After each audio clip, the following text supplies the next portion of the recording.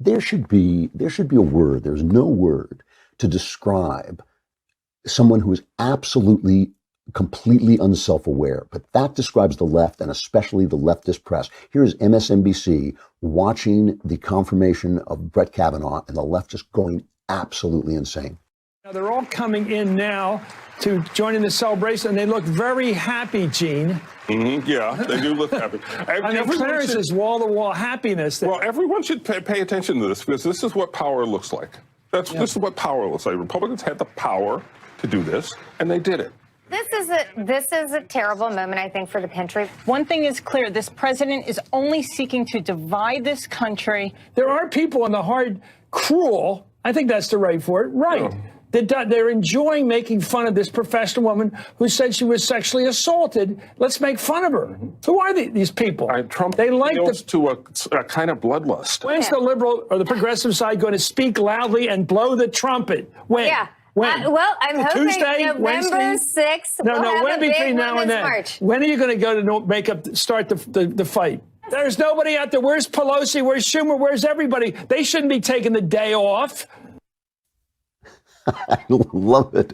Just the fact that they're happy is an insult to them. And why is, this is the problem with the left. He just nails it. The problem with the left is they're not making enough noise. They're not screaming at people. They're in the streets of Portland. Antifa's in the streets of Portland directing traffic as if they had some legal authority and chasing down anyone who doesn't obey them, and the police don't even do anything about it. That's the problem with the left. They're just too in control. They're just not shrill enough. They're not crazy enough. They're not violent and nasty enough. That is the problem with the left. How have we missed it up till now? It's unbelievable. If they would just be a little bit louder, a little bit meaner, a little really get down in the gutter. The problem is they're not accusing people of sexual molestation enough. They're just being too nice to everybody. That is the problem. That is why the left keeps losing. And, take it from Hillary Clinton. Hillary and Bill Clinton are going on a speaking tour because that's what the country needs today. What the country needs today is Bill and Hillary Clinton. Lock up your daughters, because if you want to see what sexual attacks look like, they're coming back. Bill and Hillary Clinton. And here's Hillary talking about how we can make amends and bring this country together by treating the right with more civility. You cannot be civil with a political party that wants to destroy what you stand for, what you care about.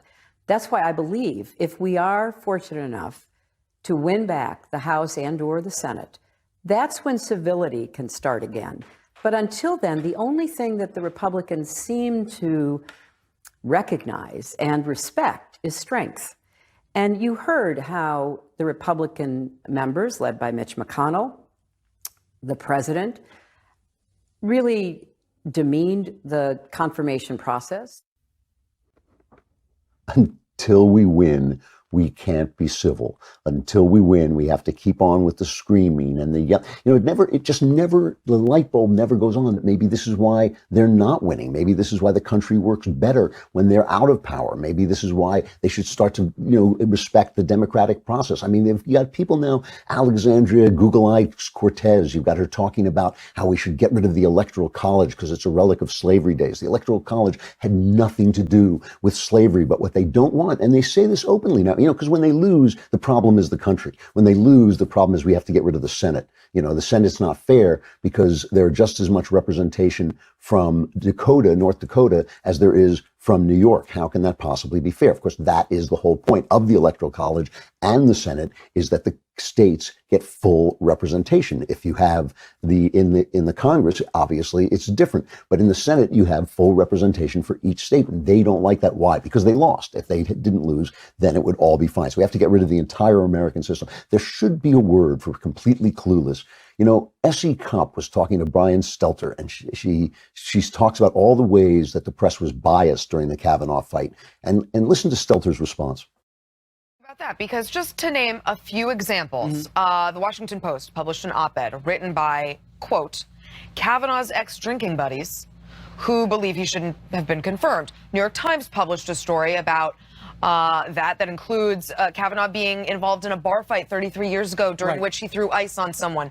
USA Today ran a column alleging Kavanaugh was a child predator. I mean, That seems kind of like an effort. Well, there was also some sloppiness in the case in some of these stories. And that's a difference. For example, the New York Times admitted they shouldn't have had an opinion writer go out and work on a story at Yale. There were some admissions about that. There was some sloppiness as well. However, I do think a lot of journalists were trying to figure out what really happened because, heck, the Senate really wasn't and the FBI really wasn't able to go out and figure out the facts. So the media did play a key role, but I can understand why, to a lot of Americans, it felt like the media was aligned against Kavanaugh. And by the way, I just want to say Christine Blasey Ford was right. She predicted all of this. Remember, she didn't want to speak out publicly. She called the Washington Post, but she stayed off the record. She didn't want to be named. And then in August, she said, no, I definitely don't want to tell my story. She said, look, Kavanaugh's going to get confirmed.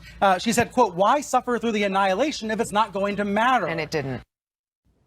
Clueless. I mean, when did the press ever go out and try and get information that exposed Christine Blasey Ford? They went out and got every time, Kavanaugh scuffed his shoe, if he threw ice at somebody, if he said something about drinking, if he drank. All of that stuff came out, but nothing about Christine Blasey Ford. Of course it was biased. It was one of the worst, most shameful episodes in press history, and that is saying a lot.